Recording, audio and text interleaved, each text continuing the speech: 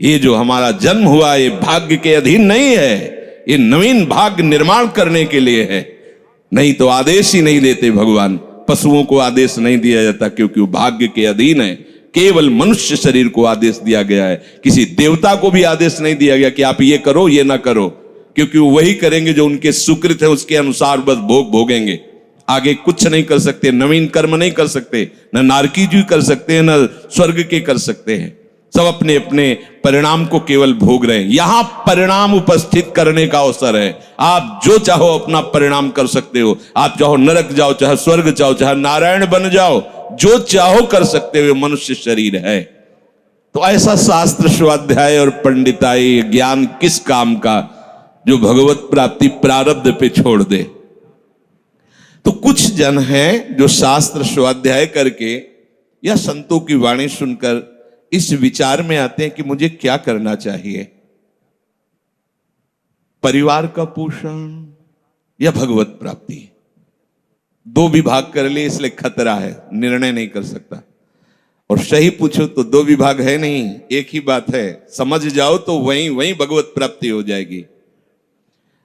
अब उसके विचार में आता है कि अभी तो ब्याह हुआ है, या अभी छोटे छोटे बच्चे हैं, या अभी बच्चों का ब्याह किया है, अभी नए हैं, क्या जाने संसार का। मेरी आवश्यकता है, नहीं तो संसार इनको परेशान कर देगा। और वो अपने अहम जनित कर्ता भाव से ऐसा बंध जाता है कि निर्णय ही नहीं कर पाता। श्री चरणदास जी कह रहे हैं, ए भाई समझो, जिस कर्तव्य को तुम विसार करके झूठे भाव को कर्तव्य मान रहे हो, अरे माया के दीवाने, अरे हिया नहीं रहना, करना अंत पयाना। यहां से जाना है, यहां से जाना है। ये भूल जाते हैं। माया की ऐसी भूल भुलैया है कि हमें शरीर में राग और शरीर संबंधियों के राग में सुख मिलने लगता है और लगता है कि मैं अविनाशी हूं। वैसे मैं तो अविनाशी ही है, पर विनाशी को लेकर मैं ये भूल कर बैठता है। और जिसको पकड़ा है वो सब विनाशी, सब विनाशी। गो गोचर जहां लग मन जाई, सो सब माया जानो भाई। दुनिया में लाखों का मेला जुड़ा, हंसा जब जब उड़ा तो अकेला उड़ा। समझो, ये माया की चाल है जो तुम्हें समझने नहीं दे रही। अरे भाई समझो, समझो, अरे माया के दीवानों, यहां से हमें जाना है, जाना है। कुछ साथ नहीं ले जाना है, कोई साथ नहीं जाएगा। बस तुम फंस गए हो मोह दलदल में। ये कुटुंब का मोह ऐसा मोह है कि कैसे तुम्हें बताएं। याद ही नहीं आती कि मुझे जाना है, याद ही नहीं आता कि सब छूटना है। ये समझ में नहीं आता कि मैं आया किस लिए। बड़ी विचित्र भूल भुलैया है। मोह कुटुंब के अवसर खोयो। दो बातें आती हैं, परिवार का पालन पोषण, ये धर्म पालन करूं, या हरि का भजन करके भगवत प्राप्ति करूं। तो बोले मोह कुटुंब के अवसर खोयो। अवसर मिला है तुमने, भलो पायो दांव रे, चूक ना अवसर प्यारे, भलो पायो दांव रे। बड़ा अच्छा अवसर मिला है भजन करने का, चूक गए तो फिर पछताना पड़ेगा। हरि की शुद्ध बिसराई। अब वो निर्णय करता है परिवार के पोषण का, क्योंकि मोह ममता है। पीछे का हर बार सत्संग में कहते हैं कि पीछे का रास्ता एकदम बंद हो जाना चाहिए, कि आगे कोई भयावह स्थिति आवे तो लौटने का रास्ता नहीं रहना चाहिए। उपासक को पीछे का मार्ग बंद कर देना चाहिए। पर होता क्या है, अपने लोग बहुत कमजोर हैं, तो कदम ऐसे रखते हैं पर पीछे वाला पुष्ट बनाए रखते हैं कि अगर इधर थोड़ी भी आंच लगी तो कदम पीछे करके सुरक्षित हो जाए। वो सुरक्षित नहीं है, वो सुरक्षित नहीं है, वो असुरक्षा है। परिवार का राग, अन्य भरोसा, किसी देहधारी का भरोसा, किसी वस्तुओं, ये भरोसे लायक चीज है। अरे क्षण में बिगड़ जाने वाली चीज है। भरोसा तो हरि का है, भरोसा तो हरि गुरु चरण सेवा अनुसरो। ये भरोसा कभी तुम्हें विश्वासहीन नहीं होने देगा। ये भरोसा कभी धोखा नहीं। साधुते हो न कारज हानि, कभी तुम्हारा अमंगल नहीं हो सकता। मोह कुटुंब के अवसर खोयो हरि की शुद्ध बिसराई। अब दिन तो बैल की तरह काम करने में व्यतीत हो रहा है और रात्रि नींद और भोग में समाप्त हो रही है। आठों पहर की 60 घड़ियां बेकार में इसने व्यतीत कर दी। एक क्षण भी शांति से बैठकर विचार नहीं किया कि मेरा जन्म किस लिए हुआ है, मैं क्या कर रहा हूं, और अपना कुशल चाहता है। एक छिन हरि को नाम लीनो, कुशल कहां ते हुई, तब लग कुशलन जीव को सपने हो मन विश्राम। स्वप्न में भी शांति नहीं मिल सकती जब तक भजन नहीं करोगे। बालक अवस्था तो खेल में चली गई, जवानी हुआ तो अहंकार मद छाया, मैं करता मैं भोगता इसमें चली गई। जब वृद्ध आया तो रोग और चिंताओं ने घेर लिया। अब इतना दुखी है कि वो सोच भी नहीं सकता कि मैं इनसे दूर होकर भजन कर लूं। ये जो वो भजन का नाटक होता है, भजन में हम देखते हैं ऐसे ही लगा रहता है, कैसे हो और बढ़िया से, और क्या करें, और मरने का ठौर आ रहा है, और क्या करें, तुम आए हो भजन करने के लिए और में भी फंसे हो, क्या कर दूं, कहां से कैसे व्यवस्था कर दूं। हम ही चला रहे हैं, भले वृंदावन में बैठे परिवार हमारे अनुसार चलेगा, हमारे ही, नहीं तो नष्ट हो जाएंगे। आए हैं वनवास करने के लिए, भजन करने के लिए, पूरा का पूरा प्रपंच दिमाग में पता लगता है। वृद्ध भय चिंताति उपजी, दुख में कछु न सुहाता। अरे भूल क्यों रहे हो, चेतो। साधु चेताता है जगत को, चेतो। काल रूपी शिकारी धनुष पर विष का बाण चढ़ा चुका है, तुम ठीक निशाने पे हो, होश में हो जाओ। अगर अब कोई तुम्हें निशाने से बचा सकता है तो काल का भी महाकाल हरि बचा सकता है, दूसरा कोई नहीं। आए अचानक बांधे, यम के दूत आकर अचानक बंधन में डाल करके ले जाते हैं। अब वो निर्णय कर रहे हैं, झूठे जग से नेह छोड़कर साचो हरिनाम उचारो। चरणदास सुखदेव कहते हैं अपना भला विचारो, इसी में अपना भला है। तो क्या करें, घर परिवार छोड़कर तुम्हारी तरह बाबा जी बन जाए? बाबा जी बनने से भगवत प्राप्ति नहीं होती। अगर आप बाबा जी बाहरी बात को ले रहे हैं तो उसको समझ लीजिए, बाबा जी बनने से भगवत प्राप्ति नहीं होती, प्रभु के होने से भगवत प्राप्ति होती है। वो आप चाहे गृहस्थ वेश में रहकर बनो या आप विरक्त वेश, 2 मार्ग शास्त्रों ने स्थापित किए हैं, वो प्रभु के लिए। अगर वेश बदल लिया है और परिवार का राग है, भोगों का राग है, संसार की सत्यता का भान हो रहा है कि सब सत्य है, कोई फर्क नहीं पड़ता। वेश परिवर्तन से कोई फर्क नहीं पड़ता। गधे की पीठ में चाहे मिट्टी ला दो, चाहे कबाड़ ला दो, चाहे बेद ला दो, उसको बाहर से मतलब है। शरीर में चाहे लाल कपड़ा पहनो, चाहे सफेद पहनो, चाहे काला पहनो, चाहे नीला पहनो, चाहे पीला पहनो, ये तो वस्त्र है। आपका उद्देश्य क्या हुआ, आपका अपनापन कहां गया, ये खास बात है। कहीं ऐसा नहीं लिखा कि बाबा जी बनने से वो मोक्ष पद प्राप्त, नहीं। जहां संत की बात आएगी वहां लक्षण होंगे, जहां भगवत प्राप्ति की बात आएगी वहां मन का प्रभु में तन्मयता होना, प्रभु में डूबना, प्रभु के चिंतन में मगन होना होगा। वो चाहे गृहस्थ हो चाहे विरक्त हो, दोनों के। एक है कि संसार का व्यवहार पसंद नहीं तो वो निवृत्ति मार्ग का पथिक बन गया, और एक है कि संसार के व्यवहार को भगवत स्वरूप समझकर, भगवत अर्पित करते हुए अपने को प्रभु का मानकर, प्रभु को अपना मानकर चल रहा है, ठीक वैसे ही भगवत प्राप्ति उसको भी होगी। हम लोग जब सत्संग में बात सुनते हैं तो निर्णय करने के लिए हमारा ही हृदय होता है। अब लगा कि नहीं ठीक है, भजन तो करना है, पर हम ऐसा नहीं है कि कर्तव्य के लिए रुक रहे, पर कुछ समय अब हम लेंगे, फटाफट सब निपटा के। तो तुमसे भी चतुर काल है, वो उतने ही समय में तुम्हें निपटा देगा। बहुत चतुर है। हमने बहुत से लोगों के मुझसे सुना है कि बस ये काम हो जाए हम आए, आज तक वो लौट के नहीं आ पाए, क्योंकि वो गली ऐसी है, क्या है, बहुत दलदल है आगे। जो गया ना मोह कलिल में डूबा, अब निकल पाना बड़ा मुश्किल है। सत्संग में इतना सामर्थ्य है कि अभी आप सुन रहे हो, अभी आपको ऐसे सब ऐसे लगेगा, ऐसे ऐसे निकल जाएंगे, और गेट के बाहर होइएगा, वो हवा लगने दीजिए, तब लगे कैसे निकले। ऐसी प्रचंड माया है।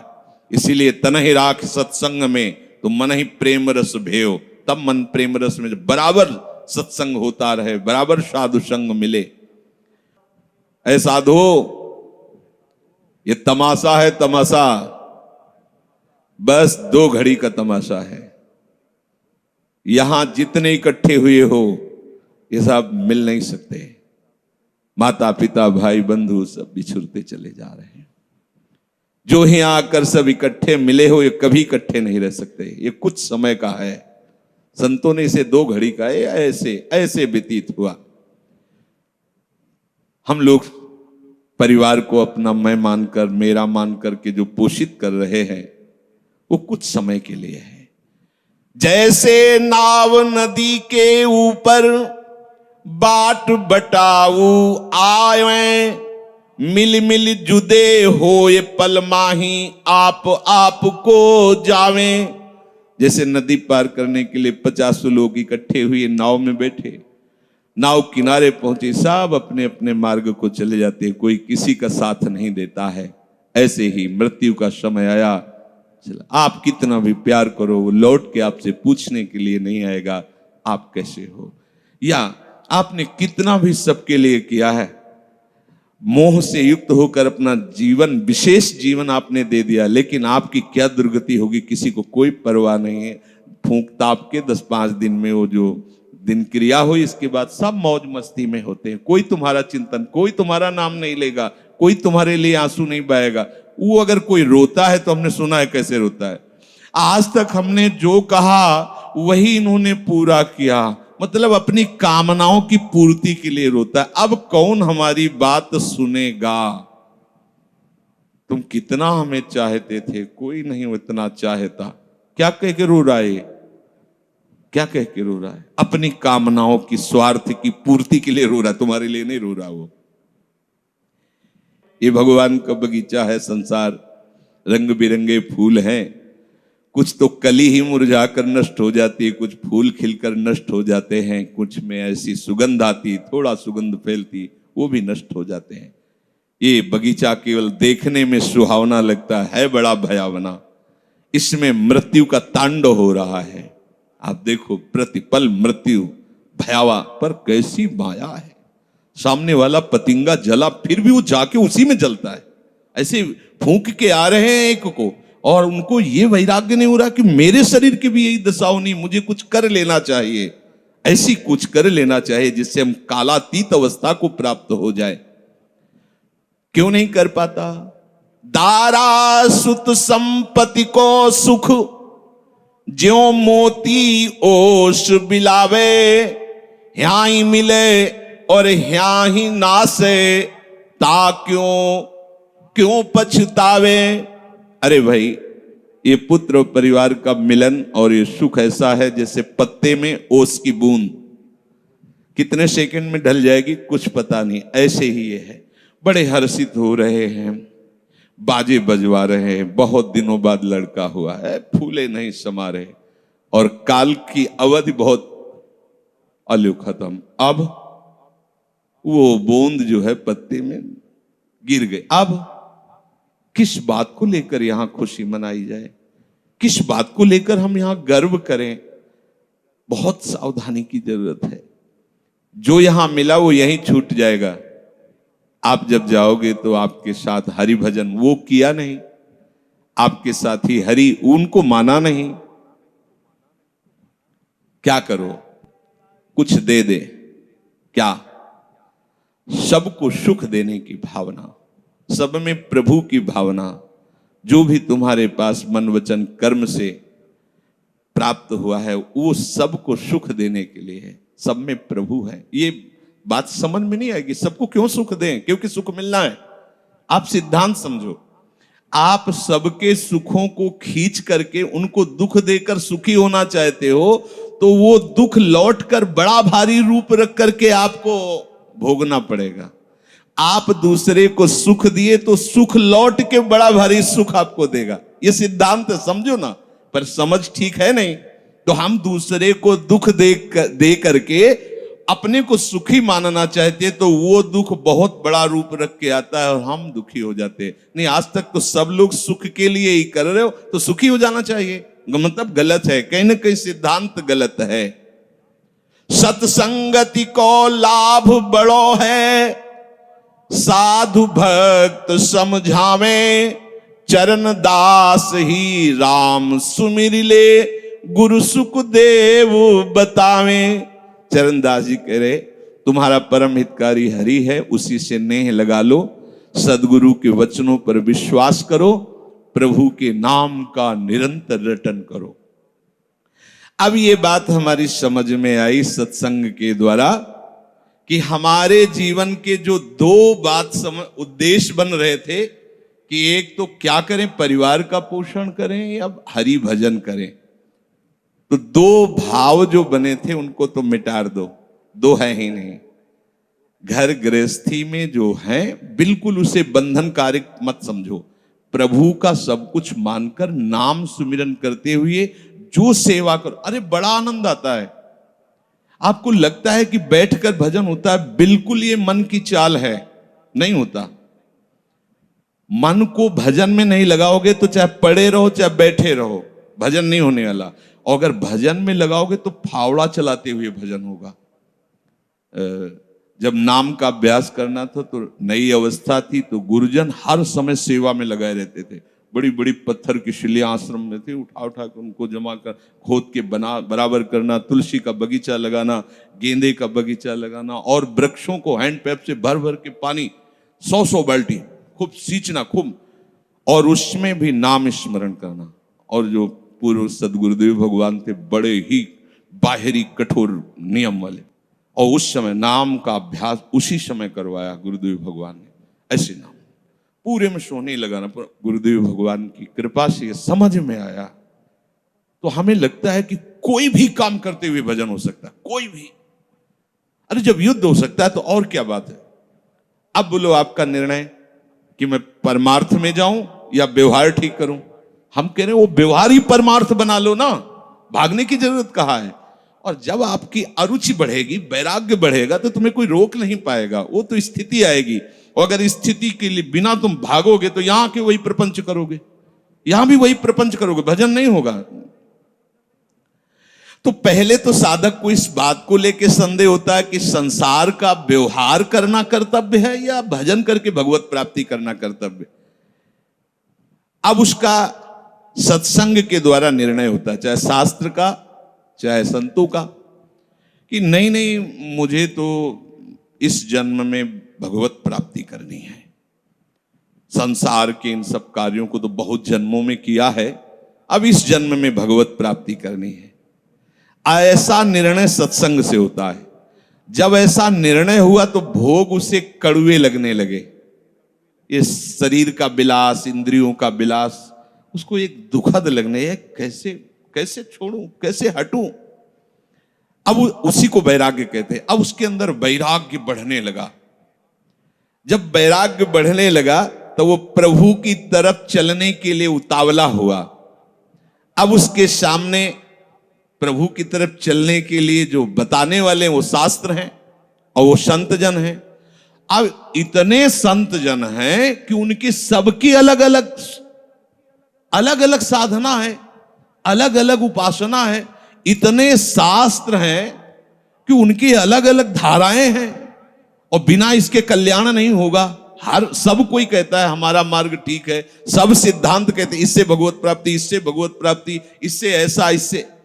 वो साधक फंस जाता है कि चलूं तो किस में चलूं। उसके सामने साध्य और साधन विषयक तरह तरह के भेद साधकों के द्वारा, संतों के द्वारा, भक्तों के द्वारा डाले जाते हैं सामने। फिर शास्त्र को पढ़ता तो बहुत सी बातें शास्त्र में निकलती हैं। अब वो बेचारा परेशान हो जाता है कि अब मैं क्या करूं। संसार का तो सत्संग के द्वारा समझ लिया कि ये ठीक नहीं, मुझे भगवत प्राप्ति, पर कैसे भगवत प्राप्ति करूं। अब इसका निर्णय करना उस नवीन साधक के लिए बहुत कठिन होता है। परंतु भगवत कृपा का वो जिसने आश्रय ले लिया वो यहां टिकता नहीं है इस संशय में। परमार्थ भगवत कृपा से पुष्ट होता है। सबसे पहले प्रभु हरि को गुरु बनाना चाहिए। वही सबके गुरु हैं। जब हम घर से निकलने की सोच रहे हैं उस समय वो सोच भी गुरु दे रहा है, वो हरि गुरु उस समय सोच भी दे रहा है वही। तो जब हमारी ऐसी स्थिति आती है कि हम निर्णय नहीं कर पाते तो अंदर से प्रभु को पुकारना चाहिए, हे गुरुदेव हरि, आप प्रकट रूप में मिलो और मेरा समाधान करो। अब जो ही वो अंदर से ऐसी दशा में प्रभु की शरण होकर के पुकारता है तो भगवत कृपा उसे सदगुरुदेव के रूप में प्राप्त हो जाती है। ये ओहो, जो मैं खोज रहा था वो मिल गया। वो अंदर से भगवान उसको वहां पहुंचा देते हैं, वो बात सुनवा देते हैं, वो संयोग बैठाल देते हैं, जिससे उसके सारे संशय नष्ट हो जाते हैं। अब वो संपूर्ण शास्त्र और संपूर्ण संतों के मत को प्रणाम करके अपने गुरुदेव की आज्ञा पर चलने लगता है। अलग अलग वर्णन है संप्रदायों के सिद्धांत, अलग अलग शास्त्रों की युक्तियां वर्णन है। हम कितनी युक्तियां कितनी चलेंगे तो एक युक्ति में ही। तो इतनी बात समझ लेना है कि हम प्रभु के अंश हैं, इसमें किसी भी संप्रदाय का कोई कटाक्ष नहीं। जीव प्रभु का अंश है, इसमें किसी भी संप्रदाय की कोई टिप्पणी नहीं है ना, ठीक है। दूसरी बात, संसार भगवान की माया है, सब संप्रदाय है ना, तो इस माया को त्यागना है। बात समझ में आ गई। तीसरी बात है भगवत प्राप्ति करनी है। ये तीन बातें किसी भी संप्रदाय में कहीं भी कोई काट नहीं इनकी। हम प्रभु के अंश हैं, ये संसार माया के द्वारा रचित है। संसार का, संसार के भोगों का त्याग करने वाला ही भगवत प्राप्ति की योग्य होता है। भगवत प्राप्ति करना हर संप्रदाय का लक्ष्य है, चाहे उपासना कुछ भी हो। संसार का त्यागना हर संप्रदाय का लक्ष्य है। कोई भी आप शास्त्र सिद्धांत या संप्रदाय देखिए, संसार के भोगों का, संसार की आसक्ति का त्याग, और हम प्रभु के हैं, ये सिद्ध बात है। किसी भी संप्रदाय में हो, जीव भगवान का अंश है, ये निश्चित बात है। तो ऐसा निर्णय गुरुदेव की कृपा से स्वाभाविक हो जाता है कि अब सब सिद्धांतों को भले सुन लें, लेकिन हमें चलना का हमें पता है।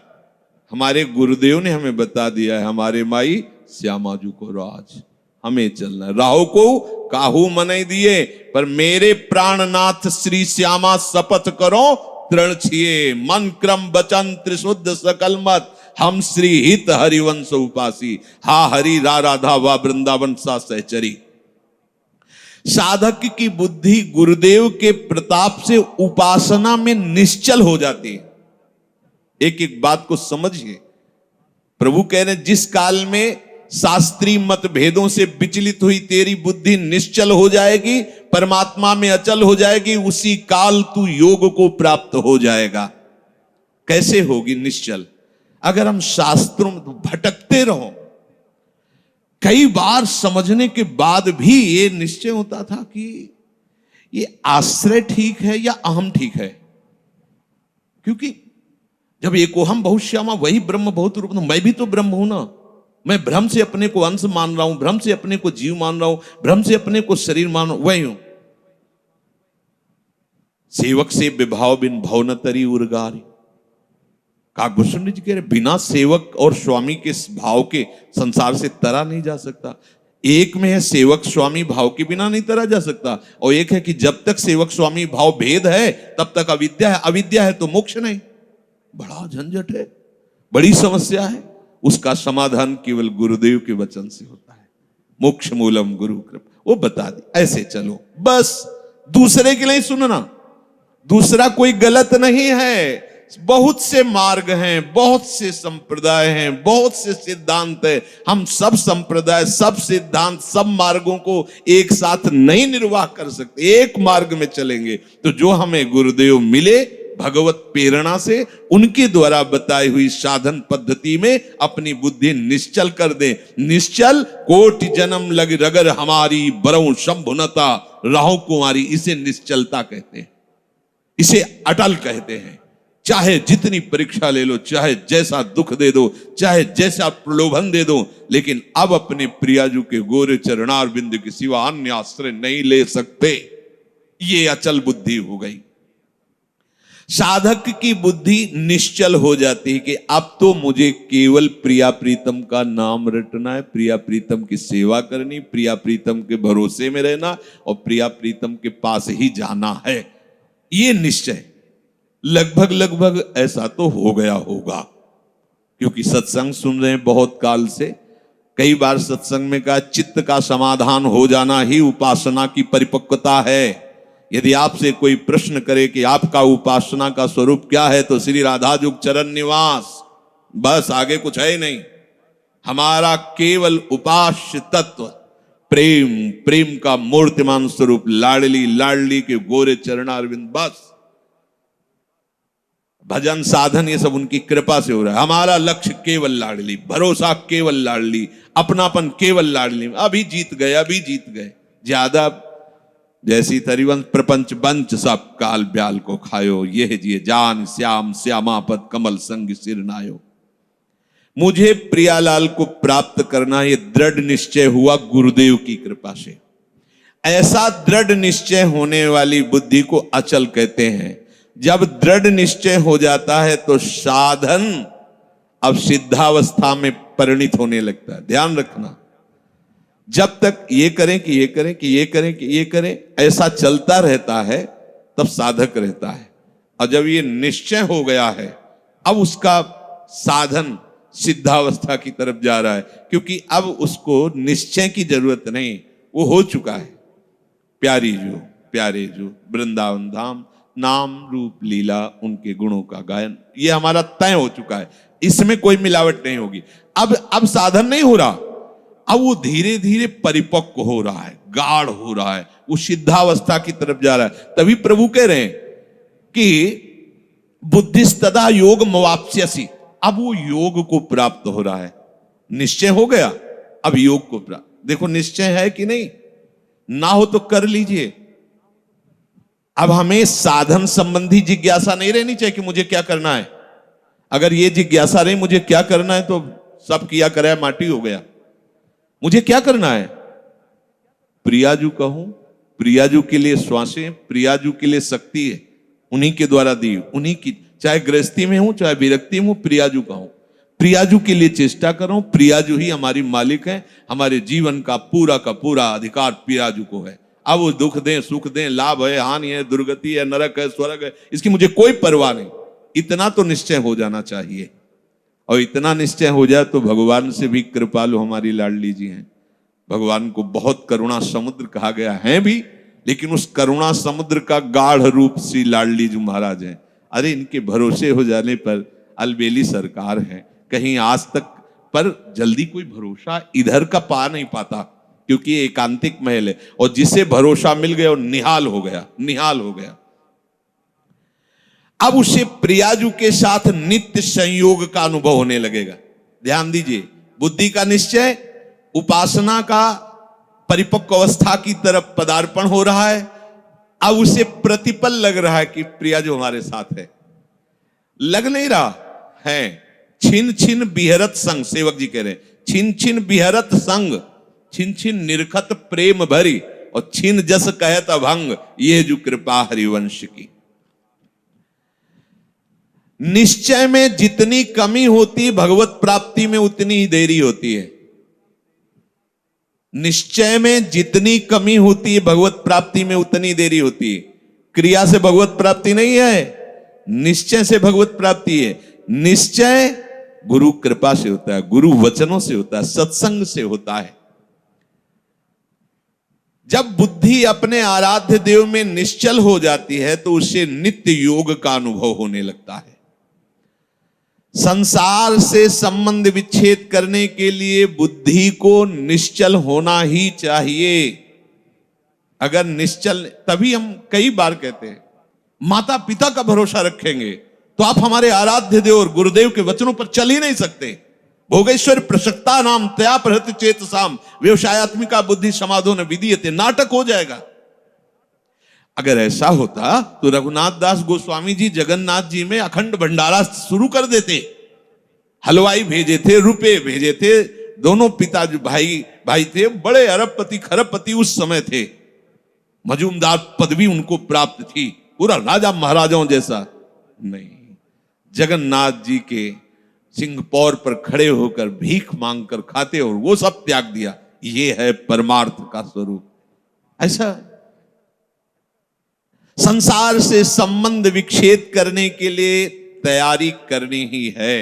ये शरीर और शरीर के संबंधी भोग और शरीर संबंधी रिश्ते नातेदार, यही संसार है। इससे अंदर से संबंध विच्छेद किए बिना कोई न भक्त हो सकता है, न महात्मा हो सकता है, न भगवत प्राप्ति कर सकता है। जो प्रभु से बिछुड़ा हुआ बहुत जन्मों से है और संसार से अपनापन किए हुए है, अब बिना ये अपनापन संसार से हटाए प्रभु से योग हो ही नहीं सकता। चाहे जिससे आशीर्वाद मांग लो, चाहे जिससे आप जाकर के कहो कि हमें हाथ रख दो। लोग ऐसे बावरे हाथ पैर रखने से कुछ होता है क्या? कुछ नहीं होता। बड़े बड़े सिद्ध महापुरुषों के दर्शन हुए जो ब्रह्माकार वृत्ति में, उनके जब वचन सुने तो केवल साधन पक्ष की बात की है। आप अपने भजन पर अधिकार रखो, केवल आप अपने संयम नियम पर अधिकार रखो, अपनापन प्रभु से रखो। बस यही आशीर्वाद है कि तुम्हारा साधन बन जाए, तुम्हारा उपासना में मन लग जाए, ये आशीर्वाद है। अगर इसमें नहीं लगा तो कोई आशीर्वाद फलीभूत नहीं होगा। ये सब भ्रम की बातें छोड़ दो। नौटंकी नाटक अलग चीज है। ये ले उसे संतरा और हाथ सहला दिया और लिफाफा रख दिया, ये नाटक तो बहुत बढ़िया हो सकता है, लेकिन ये आशीर्वाद मत समझना। तुम्हारी भजन में रुचि हो जाए, तुम्हारी विषयों में अरुचि होकर संयम नियम पूर्वक प्रभु आराधना में मन लगने लगे, ये संत का आशीर्वाद फलीभूत हो गया। जो आपने शरीर और शरीर के संबंधियों पदार्थों में अपनापन कर लिया, ये भूल त्यागे बिना तुम्हारा योग हो ही नहीं सकता। कितनी बढ़िया बात, बड़ी अमृतमयी बात है। और जब आप संसार से वियोग करोगे तो प्रभु से योग स्वाभाविक हो जाएगा, करना नहीं पड़ेगा, क्योंकि वो हमारे हैं। संसार से योग करना पड़ता है, योग होता भी नहीं है। कहां अपने हाथ में कुछ लग रहा है क्या? प्रतिपल आयु नष्ट होती चली जा रही, प्रतिपल जो वस्तु पदार्थ सब दूर होता चला जा रहा है, आप उसे पकड़े हुए केवल हो। और इनको छोड़िए तो प्रभु से योग करना नहीं पड़ेगा। हमारा योग है वही जागृत हो जाएगा, स्वाभाविक जागृत हो जाएगा। हमारी बुद्धि प्रभु में निश्चल हो जाएगी। अब प्रश्न बनता है कि जिसकी प्रभु में बुद्धि निश्चल हो जाती है उसके क्या लक्षण होते हैं? अर्जुन जी कह रहे, स्थित प्रज्ञस्य का भाषा समाधिस्थस्य केशव, स्थित धी किम प्रभासेत किमासीत ब्रजेत किम। जिसकी बुद्धि प्रभु में स्थिर हो जाती है, अचल हो जाती है, निश्चल हो जाती है, उसके क्या लक्षण होते हैं? अर्जुन ने पूछा। वो स्थिर बुद्धि वाला कैसे बोलता है, कैसे बैठता है, कैसे चलता है और कैसे व्यवहार करता है? बहुत सुंदर विषय है। जिसकी बुद्धि प्रभु में स्थित हो गई है, अर्जुन जी प्रश्न कर रहे हैं कि वो कैसे लक्षण होते हैं तो समझा जाए कि इसकी बुद्धि स्थित है। वो कैसे बोलता है, उसकी वाणी से कैसे पहचान किया जाए कि जो बोल रहा है ये स्थिर बुद्धि वाला है, या जो बोल रहा है वो चलायमान बुद्धि वाला है। अभी परमात्मा में इसकी निश्चयात्मिका बुद्धि नहीं हुई है। वो बैठता कैसे है, वो व्यवहार कैसे करता है, वो चलता कैसे है? अर्जुन जी ने ऐसा प्रश्न किया तो प्रभु उत्तर दे रहे हैं कि प्रजहाति यदा कामान, बहुत अमृतमय वचन है।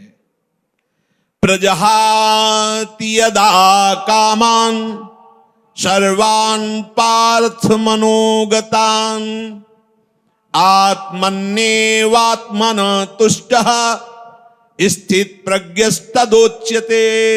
आहा, जो स्थित प्रज्ञ बुद्धि, स्थित अचल, जिसकी बुद्धि अपने आराध्य देव में अचल हो गई है। किसकी? जिसकी संपूर्ण कामनाएं भली भांति शांत हो गई है। आहा, सर्वान कामान, संपूर्ण कामनाएं प्रजहाति, भली भांति शांत हो गई, अब कुछ नहीं चाहिए। वो अपने आप से अपने आप में संतुष्ट रहता है। इसके दो भाव हैं कि वो अपने आत्मस्वरूप में नित्य आनंद में डूबा रहता है। भक्ति में वो अपने आप से अपने आप में आनंदित। अपने आप कौन है? हमारे प्रभु है। किसी क्रिया से नहीं, किसी पदार्थ से नहीं, बाहरी किसी सपोर्ट से नहीं, इसीलिए अपने आप से, आत्मन्ने वात्मना तुष्टा, अपने आप से। प्रियाजू को सबसे ज्यादा प्रसन्नता और सुख पहुंचाने वाली बात है आपको अपने आप को दे देना है। यही सबसे बड़ी सेवा है। हम लोग बचा के अपने को रखते हैं और पदार्थ आदि देना चाहते हैं। हम महीना तुम्हें दे सकते हैं, हम रुपए क्या भोग सामग्री दे, लेकिन हम, हमारे लड़के, हमारा परिवार, हमारी ये, हमारी हम, ये सब मायाकृत है वस्तु, जो जहां जैसा ठीक है। आप अपने आप को दे दो, ऐसा नहीं हो पाता। आप अपने आप को बचा के रखते हैं, अपना अस्तित्व बना रखते हैं, रंग नहीं आएगा। मैं ये मन आदत सो मई बुद्धिम निवेश है, मेरे में मन बुद्धि को अर्पित कर दो। फिर जब आता है कि कैसे करें, फिर वो साधन पद्धति प्रारंभ कर दी जाती है। नहीं तो सही पूछो तो इसमें साधन का कोई योग नहीं होता। आप समझ नहीं पाते, इसलिए साधन का योग कि करो, धीरे धीरे आपकी जो पूर्वाभ्यास हो मिटे, तब ये बात सीधे प्रियाजू की प्राप्ति के लिए आप पर्याप्त हैं। निश्चय कर लो श्यामाजू की सेवा। अब जैसी दिनचर्या है उस पर थोड़ी दृष्टि डाल लो कि श्यामाजू के विरुद्ध आचरण ना होने पाए। मस्त रहो, भरोसे पे मस्त रहो। देखो सारे सद्गुण दैवी संपदा आपके अंदर आ जाएगी। सारे शरीर को स्वीकार करके भोगों में सुख है ऐसा माना तो सारी आसुरी प्रवृत्ति आ गई है। मानने मात्र से आपने केवल माना कि मैं विरक्त हूं तो बहुत से अंकुश अपने आप लग गए। विरक्त हूं, जहां आपकी मान्यता होती वैसा रंग चढ़ने लगता है। मैं प्रियाजू का हूं, प्रियाजू मेरी हैं, ऐसी मान्यता से सारे भागवतिक सद्गुण आ जाएंगे जो महात्मा में होते हैं, जो रसिकों में होते हैं, जो भगवत प्रेमियों में होते हैं। अब ये बात समझ में नहीं आती, इसीलिए फिर लगाया जाता है आप ऐसा करो, इनको त्यागो, उनको, छोटे छोटे छोटे छोटे सब करते हुए जब यहां आता है, अगर वो अपने आप को नहीं दिया, ये सब कर रहा है तो उसका फल होगा प्रियाजू नहीं मिलेंगी।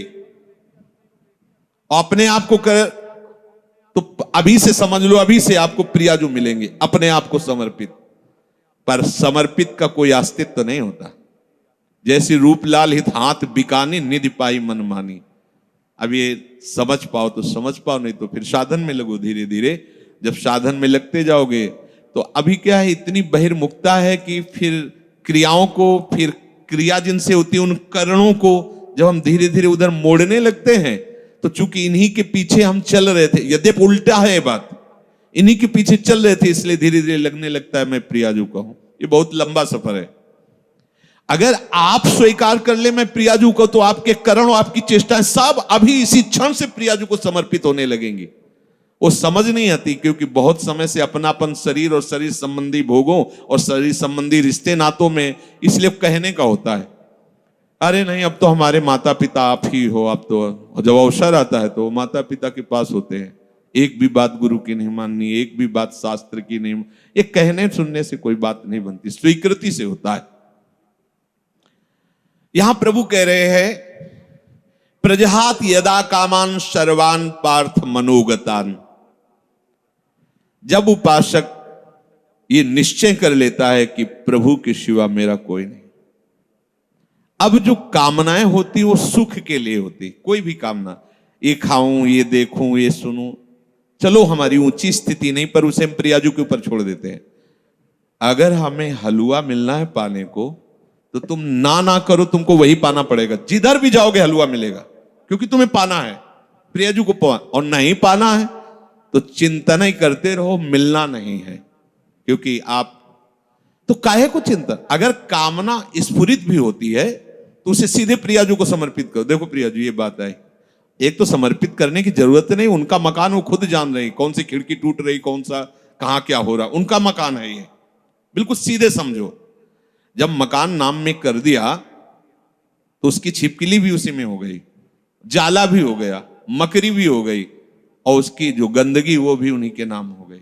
आप समझो, बिल्कुल समझो, मकान नाम हो गया ना, जैसे कहते सब पूरा हो गया उसमें, अच्छा बुरा जो भी था सब नाम। ऐसे ही जीवन प्रभु के हवाले कर दिया। अब आप निश्चिंत। एक सूत्र नारद जी ने लिखा है कि जो उपासक ऐसा समर्पित हो जाता है, उसके काम क्रोध लोभ मोह मद मत्सर ये भी समर्पित हो जाते हैं, ये सब भगवत स्वरूप हो जाते हैं। ये विरोध तभी करते हैं जब हम भगवत विमुख है, देहाभिमानी, इसलिए जलाते हैं, हमें भ्रष्ट करते हैं। और जिस समय आप भगवत तो ये सब भगवत स्वरूप हो जाते हैं, ये सब प्रभु को समर्पित हो जाते हैं। जिस समय उपासक मन में आई हुई संपूर्ण कामनाओं को भली भांति त्याग देता है, अब ये थोड़ा समझना होगा यार, रुक के। हमारे अंदर जो सुख भोग की लालसा, यही कामना पैदा करती है। हम कहते हैं ठीक है तुम्हें कोई ज्ञान नहीं, पर एक पर विश्वास कर लिया, जिसे मान लो आप यहां अधीन हो गए राधा केली कुंज में स्वामी जी के, तो अब तुम्हें इच्छा करने की क्या जरूरत है कि हमको ये भोजन में मिले, क्योंकि तुम थोड़ी, अब तो जो श्री जी का भोग लगेगा वो आपको मिलेगा। तो अगर आपके अंदर आता भी है अज्ञान के कारण, यद्यपि आपको जरूरत नहीं किसी भी भोग की, आप बहुत सुख स्वरूप हैं, किसी भी भोग से आपको सुख नहीं मिला है, न मिलेगा और न है। आप इतने सुख सिंधु हैं कि बिल्कुल ये समझ लो तटस्थ हैं। जैसे प्रभु सुख राशि, ऐसे आप भी सुख राशि। ईश्वरंश जीव अविनाशी, चेतन अमल सहज सुख राशि। पर अपने स्वरूप का बोध न होने के कारण शरीर भाव से आपके अंदर जो कामनाएं, तो जब शरीर समर्पित कर दिया तो कामनाएं भी समर्पित हो गई। अब आपको चाहिए कि धैर्य पूर्वक ये देखो कि हमारे अंदर जो कामनाएं हो रही हैं वो विषय सेवन के लिए हो रही हैं। अब मेरा अधिकार नहीं है क्योंकि श्री जी को समर्पित है। अगर ये होना होगा तो अब हमको इसके विषय में नहीं सोचना है, अब वो हमारे योगक्षेम का वहन करेंगे, अब हमें चिंता नहीं करनी। इस भाव से कामनाओं के जो आप जलन में जलते उसको त्यागो, क्योंकि बिना कामना त्यागे, आगे बात नहीं बनी, कामना करते क्यों कामना करते हो? सच्ची मानिए, जैसे बिना कामना के तुम्हें दुख भोगना पड़ता है, ऐसे बिना कामना के सुख भोगना पड़ेगा। अच्छा, ये तो कर्म की बात कही, लेकिन हम कर्म के आश्रय में थोड़ी, प्रियाजू के आश्रय। अब जिससे आपका मंगल होगा वही वस्तु व्यक्ति स्थान आपके संयोग में आने देंगी, नहीं आने देंगी। आप बेपरवाह हो जाओ, एकदम ऐसे हो जाओ, हम तो बहुत नीच है, हम तो कामी है, हम तो ये है वो, तो नामे क्या किया है तुमने? गुरु के सन्मुख होकर के रजिस्ट्री किसकी की थी? किसकी रजिस्ट्री की थी? धोखा क्यों? प्रभु से धोखा क्यों? तनुवांग मनोभिर, शरीर मन वाणी लिखित, हे गुरुदेव। ये शरणागति का मतलब क्या होता है?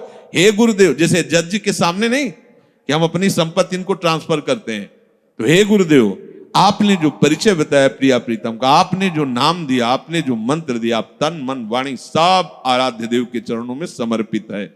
अब बोलो, आपका बोलने का क्या अधिकार? आप पूरे के पूरे अहम में रहते हो, लिखा पढ़ी भी कर दे तो कैसे होगा? मान लो ये जमीन किसी ने लिख गई श्री जी के नाम, और आके यहां सत्संग नहीं होगा, कैसे तुम ऐसा कैसे बोल सकते हो? ऐसे ही होता है। आप कहते हो कि तनुवांग मनोभिर मलय सोहम तविवाश्रित, और फिर इसके बाद अहंकार का खेल दिखाते हो, तो दिव्य शक्तियां जो आपको धक्का मार के बाहर निकाल, झूठा कहीं का नहीं। तो भगवत प्राप्ति हो गई है, किसी साधन से नहीं, श्री जी के नाम में कर दिया। श्री जी के नाम में कर दो ना, अंदर की बात है, किसी को बाहर थोड़ी बताने की बात।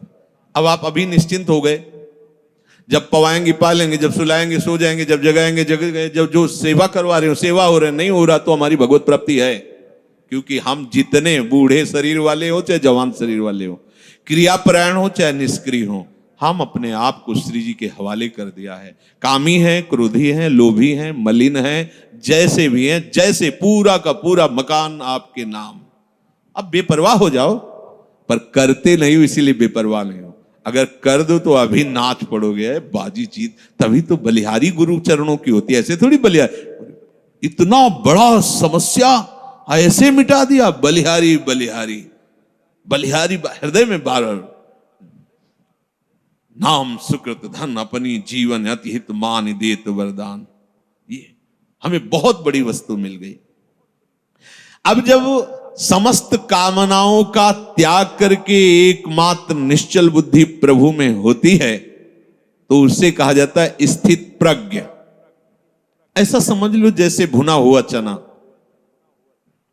भुने हुए चने को कहीं भी कितने भी गीली मिट्टी में खाद डाल के आप कभी अंकुरण नहीं हो सकता। ऐसे जो स्थित प्रज्ञ होता है, कोई भी भोग वासना उसके हृदय में हलचल नहीं पैदा कर सकती, वो निरपेक्ष होकर भोगता है। प्रसाद अच्छे से अच्छा या प्रतिकूल या अनुकूल, जैसी भी परिस्थिति वो बाहरी है। जैसे आप क्या पाके कैसे हो, आपको अपने को क्या परेशानी, ऐसे ही इसको इसका प्रारब्ध है या इसको प्रभु ने निश्चय किया है कि हलवा पाना, पा लिया। उसको कोई इसमें हर्ष नहीं होता आज हलवा नहीं, नमक रोटी मिल गई या ऐसे ही कुछ रूखा सूखा, कोई शोक नहीं उसके लिए। कोई यार 10 दिन से तो ऐसे ही चल रहा है, कुछ ऐसा मिलना चाहिए, कुछ वैसे, कोई हलचल क्यों?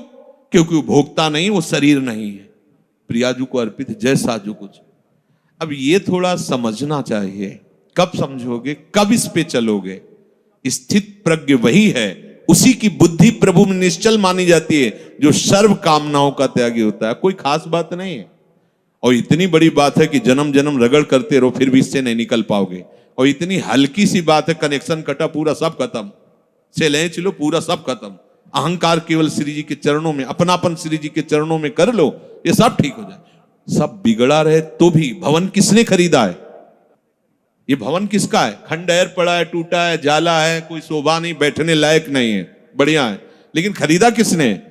बोले अमुक। अरे बोले 2 मिनट में सब ठीक कर देगा। उसके लिए क्या है ये? बस आज वो अपिचेत सुदुराचारो भजते माम अनन्य भाग साधुरेव समन्तव्य सम्यक व्यवसिता। ऐसा खरीदा किसने है? प्रभु के वचन है, गीता जी में आगे आएगा। अपिचेत सुदुराचारो, सुमन सांगोपांग दुराचार करने वाला वर्तमान में, लेकिन उसने निश्चय कर लिया कि अब मेरा केवल भगवान ही उद्धार कर सकते हैं, मैं बहुत नीच और पापी हूं, केवल भगवान ही। भगवान करे साधु मानो, बोले कैसे माने साधु, ये तो खंडहर पड़ा है, हर जगह से बेकार है।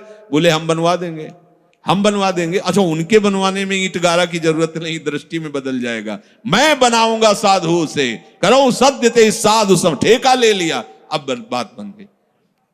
बिल्कुल सहज सरल बात तुम्हें बता रहे हैं। भगवत प्राप्ति करने के लिए अपने आप को जैसे हो वैसे के वैसे प्रभु के चरणों में लिखित दे दो। कहां से लिखित? हृदय से। अब आपका प्रश्न उत्तर नहीं बनता है, आप अंदर से शांति से बैठकर, ब्रह्म मुहूर्त का समय है, मेरे बनाए ना बनेगी कोटि कल्प लो। हे प्रिया, आप तो जान रही है, हमारी दशा देख रही, बस मैं जैसा हूं, जैसा मेरा तन है, जैसा मेरा मन है, जैसी मेरी चेष्टा है, जैसा मेरा स्वभाव है, मैं पूरा का पूरा अपने आप को आपके चरणों में समर्पित करता हूं। ठीक है, अब अगर बिल्डिंग की खिड़की तोड़ी जाती है, नई खिड़की लगानी, तो तुम्हें परेशानी क्या है? समझ रहे हो? यहां ऑपरेशन होना है, यहां परेशानी है, ये रोग है, ये इन्फेक्शन है। अब आपका प्रश्न कैसे बनता है? अगर आप कह रहे हो कि प्रियाजू तो सर्व सामर्थ्यशाली, हमारा ये ठीक हो जाना चाहिए, ए धोखेबाज, तुम्हारा क्या ठीक हो जाना चाहिए? तुमने तो नाम कर दिया था प्रियाजू के। आप सोचो कितने हम लोग बेईमान, प्रभु से बेईमानी करते हैं। उन्हीं की वस्तु है, अपनी मान ली, इस भूल मिटाने का परिणाम होगा परमानंद। भूल जो तुमने कर ली, वैसे तो दंड मिलना चाहिए, प्रभु की वस्तु पर अपना अधिकार, अपना स्वामित्व कर रहे हैं, चलो, पर भूल मिटा दी तो उसका परिणाम होगा परमानंद। अब आपका प्रश्न नहीं बनता। अभी तक तो 10 वर्ष हो गए, दृश्य नहीं बदला, कोई चमत्कार नहीं, कोई सिद्धि नहीं, वो वही मन में जलन। हमें भैया क्या मतलब, हमने तो नाम ही कर दिया है। बार बार यही सोचो, हमने अपने आप को प्रभु के चरणों में समर्पित, बहुत बड़ी बात है ये, आखिरी बात है ये। संभाल करके वहां पहुंचा पाना हमारे बस की बात नहीं। मेढकों का तौलना है, 2 रखो तराजू पे तो 4 छलांग लगाते, 4 रखो तो पूरे के तनवांग मनोभिर्मलई सोहम तवै वाश्रिता। समस्त कामना रहते हुए भी वो भगवत प्राप्ति के योग्य हो जाएगा। ये हम आपको बात बता रहे हैं। समस्त कामना रहते हुए भी वो बहुत कृपालु है। 1 सेकंड से कम हिस्से में वो हमारी बात बना देंगे, 1 सेकंड के कम हिस्से, क्योंकि इसका राग ही केवल कामना है। बस आप समझ लो, ये राग थोड़ा सा मुड़ा प्रियाजू के चरणों की तरफ, कामनाएं अपने आप शांत हो जाएंगी। और आप चाहो तो जब से सृष्टि हुई कि आज तक कोई भी कामना हमें छोड़ नहीं पाई, ना हम कामनाओं को छोड़ पाए। सब स्टॉक लगा हुआ है, हम कब तक निकल पाएंगे? जब देखो तब कोई न कोई वासना, कामना, सब ज्ञान विज्ञान की बातें होती, पर वो कामना वासना। तो एक उपाय बहुत बढ़िया मिला, ये आत्मसमर्पण। अंदर से बिल्कुल सीधी भाषा में आज ही रजिस्ट्रार के पास जाके पूरी की पूरी वैभव संपत्ति इनके नाम करवा देते हैं। यहाँ के रजिस्ट्रार हैं रसिक जन, और यहाँ की संपत्ति है एक एक श्वास प्रियाजू के चरणों। अब हमारा अधिकार नहीं, चाहे नरक भेजो चाहे स्वर्ग भेजो, पर इस बात को पकड़ो तब होगा, नहीं तो अभी बात ये होती थोड़ी देर में इतने प्रश्न के चिट्ठे आ जाएंगे। अब जब प्रश्न आ गए तो करता आ गया ना, करता आ गया तो फिर करो ऐसा। कोई प्रश्न, कोई आपका प्रश्न, कोई प्रश्न क्यों? अब क्या हम किसी लायक नहीं, कुछ कर सकते नहीं, अब तो हम प्रियाजू के जैसे हैं। जैसे ऐसा परिवर्तन होता चला जाएगा, इस बात में बड़ी दम है। पर ये हम बात ऊपर से बोलते, अंदर से हम अहम की दशा में, भोगों में विचरण करते हैं, तभी सब गलत हो जाता है, तभी गलत हो जाता है। अगर आप अपने आप को प्रभु के चरणों में समर्पित कर दें तो चाहे गृहस्थ हो चाहे विरक्त हो, वो प्रभु की सामग्री है। जैसे सिंह के सामने से उसके शावक को कोई पीड़ा नहीं पहुंचा सकता, भय नहीं दे सकता, ऐसे हरिराम व्यास जी ने पद में लिखा है, श्यामा श्याम के आश्रित को कोई भी भोग रोग शोक साप ताप ये कुछ स्पर्श नहीं कर सकता। हाँ, शरीर में होगा, लेकिन प्रियाजू ऐसी ऊंचाई पे बैठाल देंगी कि ये सब साप ताप राग रोग शोक आदि स्पर्श ही नहीं करेंगे। वो अपने आप में संतुष्ट रहता है, प्रभु के विधान में संतुष्ट रहता है। अब हम सब प्रभु के विधान के, हम क्यों नहीं देखते प्रभु के विधान को? हम क्यों मांगे फैला रहे हैं? हम क्यों अपनी बातें रख रहे हैं? हमारी यही समझ में नहीं आता। अब तो मौन होने का अवसर है, कुछ बोलने का अवसर नहीं, ना प्रार्थना करने की जरूरत है। ये मकान हमारे नाम करवा दिया तो अब रोज आके प्रार्थना करने की, देखो ये जाला नहीं लगना चाहिए, देखो इसकी खिड़की सुरक्षित रखना, दबका के भगा दिया जाएगा। अब तेरे को क्या मतलब, मैं इसमें जाला ही फैला दूं, तेरे को क्या मतलब? ऐसे ही अब हमें प्रार्थना की भी जरूरत नहीं। प्रभु इज्जत रखना, प्रभु स्वस्थ रखना, प्रभु हमारा कल्याण कर मत करो, हमारा कुछ है ही नहीं। अब आपकी इज्जत की बात है, अब आप अपनी शान बान को देखिए। हमारी तो जो थी वो आप में समर्पित हुआ, अब आप देख ली। अरे बड़ी मस्ती अभी, तभी तो कह रहे बिगड़ी जन्म अनेक की अब वही सुधे। आपको समझ में नहीं आ रहा, कह देंगे हाँ अभी मैंने कह दिया श्यामा से, और 2 मिनट बाद बात करेंगे तो देखो बुद्धि कहां स्थित है, केवल अहंकार में, देहाभिमान में। किसी ने कहा कि आपके स्वास्थ्य के लिए 1 माला रोज जप करते हैं, शेष माला अपने लिए जप करते हैं। गलत। आपका अस्तित्व क्या रह गया है? आप हो क्या? अब आप तो केवल गुरु के हाथ के खिलौने हो, यंत्र हो, श्री जी के हाथ के यंत्र हो। अब जो हो रहा है वो सब श्री जी करवा रहे, जो हो रहा है वो सब श्री जी के लिए हो रहा है। हम आपके लिए 1 माला करते हैं, बहुत ही अज्ञान की बात है। हमारा अस्तित्व क्या रह गया है? हमारा जीवन, हमारा भजन, हमारा सब कुछ हरि गुरु के लिए है। जब ये भावना आ जाएगी तो उसी से हरि गुरु आपके हो गए, इससे नहीं। ये भावना जब आ गई उसी से हरि गुरु आ। बड़ा मस्ती का मार्ग है। छोड़ो, बस छोड़ो, तुम्हारे बस की बात नहीं है। जिनके बस की बात है उनके हवाले अपने आप को कर दो अंदर से। और जब कभी तुम्हें मन भय दिखावे, परेशानी दिखावे, द्वंद्व दिखावे, तो उसी समय उनसे बात करो ना। मैंने तो उनके नाम कर दिया, उनसे बात, मन से कहो उनसे बात करो। हम क्या करें, हम तो बिक गए, रूपलाल हित हाथ बिकाने, बिक गए लाडली जू के चरणों। अब हम ज्ञान विज्ञान से समझावें तो आपके समझ में समझा तो रहे पीछे से। स्थूल है, सूक्ष्म है, कारण है, ये तुम नहीं हो, तुम आत्म स्वरूप हो। अपने स्वरूप में आओगे तो तुम्हारे अंदर कोई कामना है ही नहीं। अब अपना स्वरूप शीशा में देखते तो ये नजर आता है, क्या समझ में भैया, जो कुछ है स्थूल सूक्ष्म कारण और मैं, सब कुछ श्री जी, जो हमें पता नहीं क्या है क्या कैसा है, वो सब श्री जी के हवाले। बात सुधर गई, इससे बहुत जल्दी बात सुधर जाएगी। शेष चर्चा आगे। श्री राधा वल्लभ।